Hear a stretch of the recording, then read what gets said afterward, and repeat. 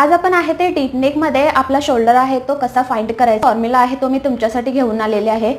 इथं shoulder to shoulder for example आहे ते मी 15 इंच एवढं घेते, त्याच्या हाफ करायचं म्हणजे किती आलं 7.5 इंच। 1 इंचाचा जेव्हा डीप नेक काढता तेव्हा 7.5 ॲज इट इज मार्क करायचा, पण जेव्हा तुम्ही 2 इंचाचा डीप नेक आहे तो काढता तेव्हा 7.5 मधून 0.25 ते मायनस करायचं म्हणजे किती आलं 7.25। तसं सेम 3 इंचाचा आहे जेव्हा तुम्ही नेक काढता परत ह्याच्यामधून 0.25 मायनस करायचं म्हणजे आलं किती 7।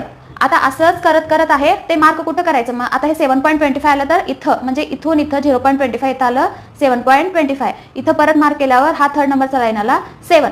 असं करत करत जर 10 इंचाचा आपल्याला डीप नेक आहे तो काढायचा असेल तर इथं आहे ते मी लिहिलेलं आहे। तर 10 इंचाचं ह्याच कॅल्क्युलेशन 10 इंचाचं आहे ते 5.25 एवढं येतं, 5.25 येतं। मग 2 ते 2.5 या लाईन मध्ये ना उरलेलं जे काही आहे ते शोल्डरची पट्टी येणार। फॉर्म्युला आहे तो ड्रॉ करून असं आहे ते करू शकतो।